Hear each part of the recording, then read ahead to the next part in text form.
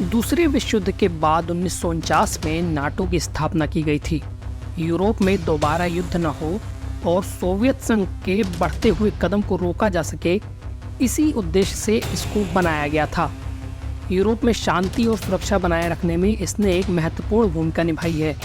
हालांकि हाल के वर्षों में नाटो के सदस्यों ने इसकी प्रासंगिकता और प्रभाव पर सवाल खड़े किए हैं।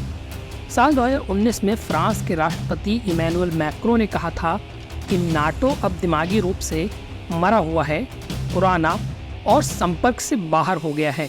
विशेषज्ञ मानते हैं कि यूरोप पर रूस के आक्रमण से इस गठबंधन को एक नया जीवन दान मिला है, क्योंकि यूरोप की जमीन दूसरे विश्व युद्ध के बाद यूक्रेन के जरिए सबसे बड़े हमले का जवाब दे रहा है। नाटो अब यूरोप के पूर्वी हिस्से में अपनी सैन्य उपस्थिति को बढ़ाते हुए यूक्रेन को हथियार और विशेषज्ञता प्रदान कर रहा है। इसके अलावा यूक्रेन पर हमले के बाद यूरोप की सुरक्षा से जुड़े सवाल भी पूछे जा रहे हैं।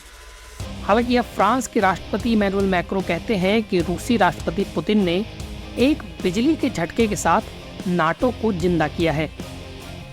पिछले 8 दशकों में यूरोप ने यूक्रेन से सबसे बड़े शरणार्थी संकट को देखा है। हजारों लोग मारे गए हैं और घायल हुए हैं। वहीं लाखों लोग अपनी जमीन को छोड़ने पर मजबूर हुए। अमेरिकी राष्ट्रपति बाइडेन समेत नाटो के नेता लिथुआनिया में मीटिंग के लिए इकट्ठा हुए हैं। ऐसे में माना जा रहा है कि इसमें सबसे आगे यूक्रेन का मुद्दा होगा। यूक्रेन युद्ध ने दिखा दिया है कि नाटो का मजबूत रहना कितना जरूरी है, लेकिन लंबे समय के लिए नाटो के सामने पुतिन नहीं बल्कि चीन सबसे बड़ी चुनौती माना जा रहा है, जो यूरोप के तटों के करीब पहुंच गया है। कुछ नाटो सदस्य चीन को एक खतरे के रूप में देखते हैं। इसी कारण यह एशिया प्रशांत क्षेत्र के देशों को अपने साथ लाने का प्रयास कर रहा है। चीन के करीब नाटो सैन्य अभ्यास का भी इच्छुक है, लेकिन नाटो को इस उद्देश्य के लिए फिट रखना आसान काम नहीं है। कुछ सदस्य इसे यूरोप से बाहर नहीं ले जाना चाहते। ब्लूमबर्ग की रिपोर्ट के मुताबिक विशेषज्ञ मानते हैं कि नाटो को अपना प्रभाव ड्रैगन के करीब तक ले जाना चाहिए, क्योंकि चीन के कदम यूरोप की ओर बढ़ने से नहीं रुकने वाले।